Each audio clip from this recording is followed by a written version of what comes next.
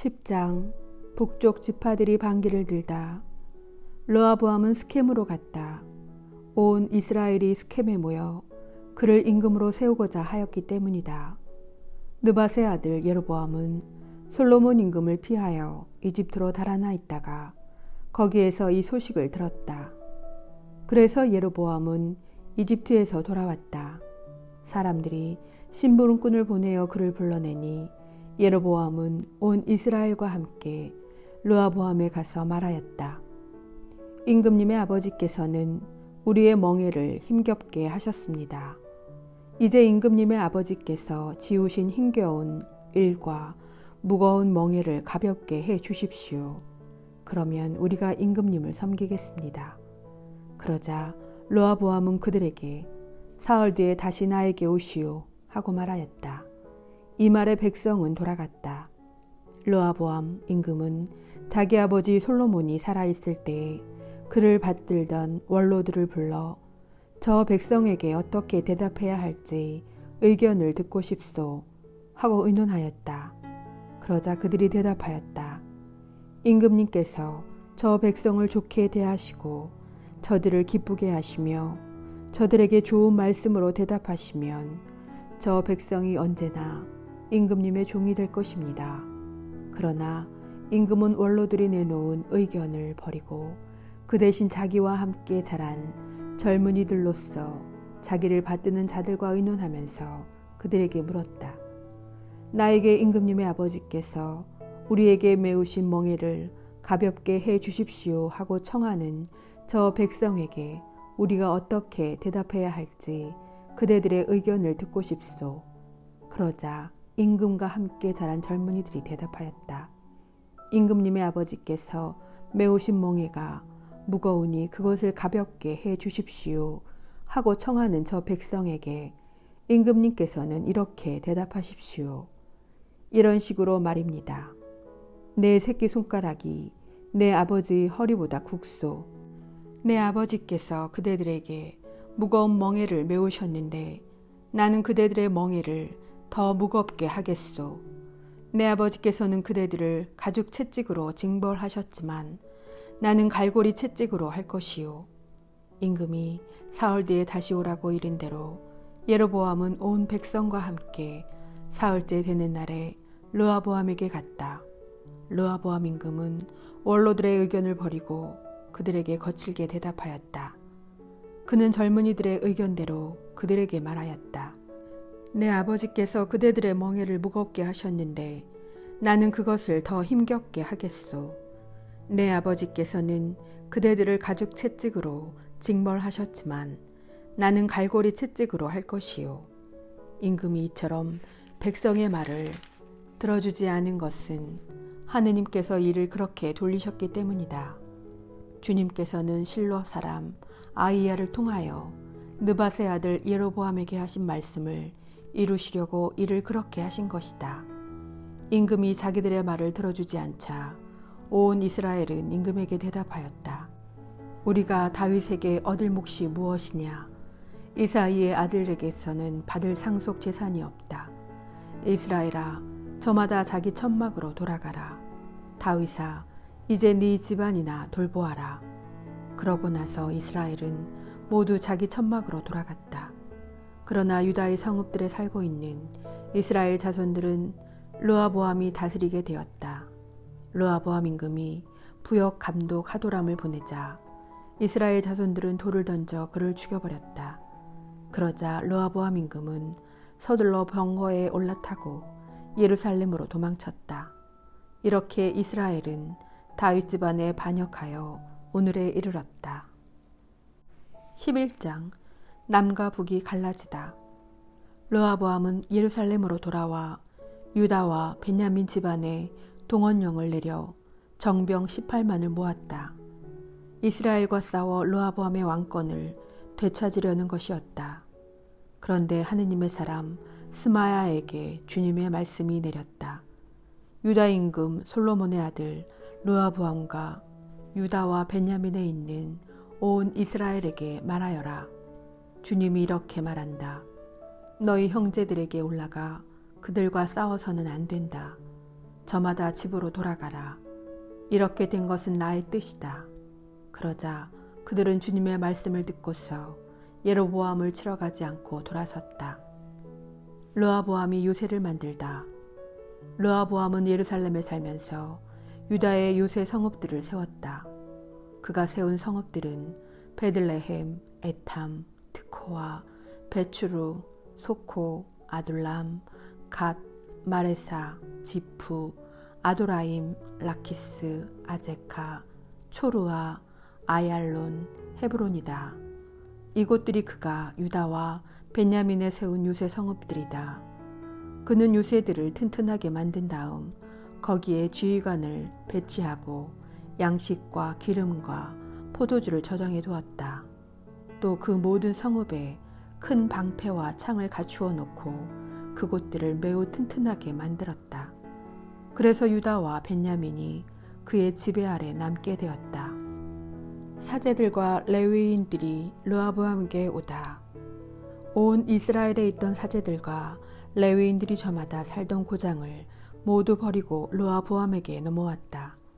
레위인들은 목초지와 소유지를 버리고 유다와 예루살렘으로 왔다.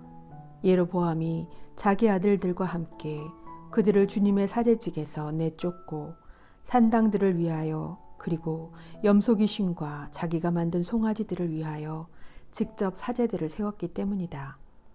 그리고 이스라엘의 모든 지파 가운데에서 주 이스라엘의 하느님을 찾기로 결심한 사람들이 레위인들을 따라 예루살렘으로 와서 저희 조상들의 하느님이신 주님께 희생 제물을 바쳤다.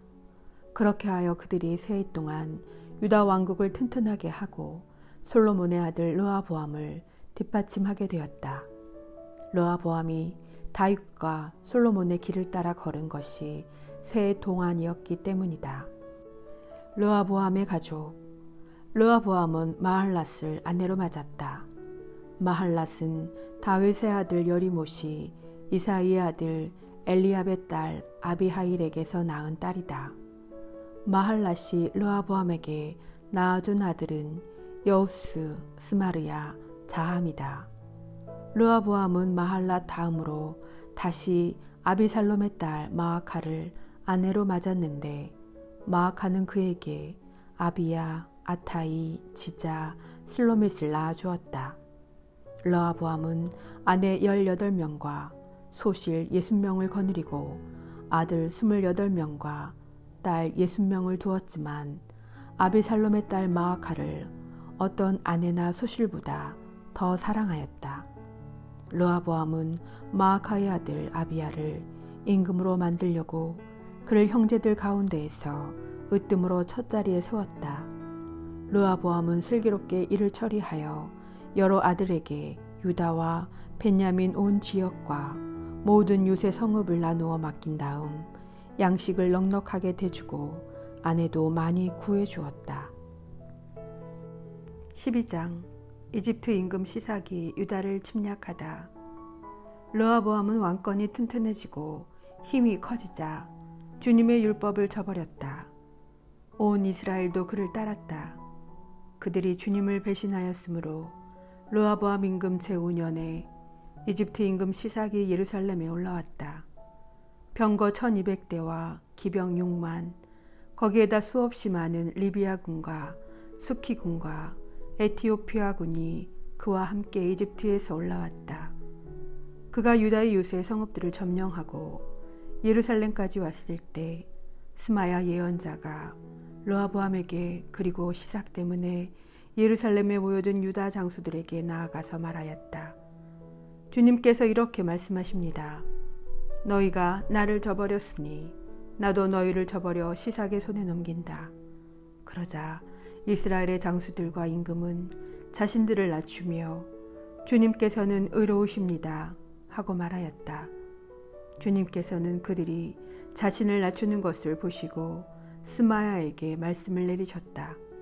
그들이 자신들을 낮추었으니 내가 그들을 멸망시키지는 않고 가까스로 난을 피하게 해주겠다. 나는 시삭을 시켜 내 분노를 예루살렘에 다 쏟지는 않겠다.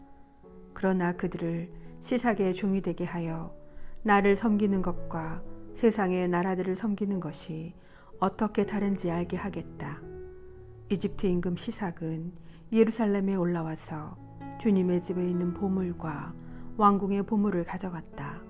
모조리 가져가 버렸다. 또한 솔로몬이 만든 금 방패들도 가져갔다. 그러자 르호보암 임금은 금 방패 대신 청동 방패들을 만들어 왕궁 대문을 지키는 호위대 장수들의 손에 맡겼다. 임금이 주님의 집에 들어갈 때마다 호위병들은 그 청동 방패를 들고 들어갔다가 다시 호위대실로 가져다 두곤 하였다. 르호보암이 자신을 낮추었기 때문에 주님께서는 그에게서 진노를 거두시어 그를 완전히 멸망시키지는 않으셨으며 유다도 형편이 좋아졌다. 르호보암의 유다 통치. 르호보암 임금은 이렇게 예루살렘에서 세력을 굳히고 다스렸다. 르호보암은 41살에 임금이 되어 주님께서 당신의 이름을 두시려고 이스라엘의 모든 지파에서 선택하신 도성 예루살렘에서 17해 동안 다스렸다. 그의 어머니 이름은 나아마인데 암몬 여자였다. 르호보암은 주님을 찾기로 마음을 굳히지 않아 악을 저지르게 되었다. 르호보암의 행적은 처음부터 끝까지 스마야 예언자와 잇도 환시가의 기록에 쓰여 있지 않은가. 르호보암과 예로보암 사이에는 늘 전쟁이 있었다. 르호보암은 자기 조상들과 함께 잠들어 다윗성에 묻히고 그의 아들 아비야가 그 뒤를 이어 임금이 되었다. 13장 아비야의 유다 통치. 예로보암 임금 제18년에 아비야가 유다의 임금이 되어 예루살렘에서 세 해 동안 다스렸다. 그의 어머니 이름은 미카야인데 기브아 출신 우리엘의 딸이었다. 아비야와 예로보암 사이에 전쟁이 벌어졌다. 아비야는 전투에 능한 정예용사 40만을 이끌고 싸우러 나갔고 그에게 맞서 예로보암은 정예용사 80만을 거느리고 전열을 갖추었다. 그때 아비야가 에프라임 산악 지방에 있는 츠마라임 산 위에서 서서 말하였다. 예로보암과 온 이스라엘은 내 말을 들어라. 너희는 주 이스라엘의 하느님께서 소금 계약으로 다윗과 그 자손들에게 이스라엘을 다스릴 왕권을 영원히 주신 것을 알지 않느냐. 그런데도 다윗의 아들 솔로몬의 신하 느밧의 아들 예로보암이 일어나 자기 주군에게 반역하였다. 그래서 건달들과 무레한들이 그에게 몰려들어 솔로몬의 아들 르호보암에게 맞섰다. 그때 르호보암은 아직 젊고 마음이 연약하여 그들에게 맞설 힘이 없었다. 지금 너희는 수많은 무리를 이루고 예로보암이 신이라고 만들어준 금송아지들이 너희와 함께 있다고 해서 다윗 자손들의 손에 맡겨진 주님의 나라에 맞설 힘이 있다고 생각하느냐. 너희는 아론의 자손들인 주님의 사제들과 레위인들을 쫓아내고 다른 나라 민족들처럼 너희 스스로 사제들을 만들지 않았느냐. 숫송아지 한 마리나 순양 7마리를 끌고 오는 자마다 사제 직무를 맡는다면 신이 아닌 것들의 사제가 되는 것이 아니냐. 그러나 우리는 주님만이 우리의 하느님이시기에 그분을 저버리지 않았다. 주님을 섬기는 사제들은 아론의 자손들이며 레위인들이 그들을 돕는다. 그들은 날마다 아침 저녁으로 주님께 번제물을 살라 바치고 향기로운 향을 피우며 정결한 상 위에 빵을 차려놓는다. 금 등잔 때에는 저녁마다 등불을 켜놓는다. 우리는 이렇게 주 우리 하느님의 명령을 지키지만 너희는 그분을 저버렸다. 보라, 우리 선두에는 하느님께서 우리와 함께 계시다. 그분의 사제들이 너희를 공격하라는 전투 나팔을 불려고 서 있다. 이스라엘 자손들아, 주 너희 조상들의 하느님과 싸우려 하지 마라. 너희는 이기지 못한다. 그러나 예로보암은 이미 복병을 유다군 뒤로 돌아가게 하였다. 이렇게 이스라엘군은 유다군 뒤에 복병을 숨겨두고 그들과 정면에 서서 맞섰다. 유다군이 돌아보니 전투가 앞뒤에서 벌어지고 있었다. 그래서 그들은 주님께 부르짖었다. 사제들이 쇠 나팔을 불자 유다군은 함성을 올렸다. 유다군이 함성을 올릴 때 하느님께서 아비야와 유다 앞에서 예로보암과 온 이스라엘을 치시니 이스라엘 자손들이 유다 앞에서 도망쳤다. 하느님께서 이렇게 이스라엘군을 유다군의 손에 넘겨주시어 아비야와 그의 군대가 적들을 크게 물리쳤다. 이스라엘에서 쓰러져 죽은 정예 군사는 50만이나 되었다. 그때 이스라엘 자손들이 굴욕을 당하고 유다 자손들이 이기게 된 것은 유다 자손들이 주 저희 조상들의 하느님께 의지하였기 때문이다.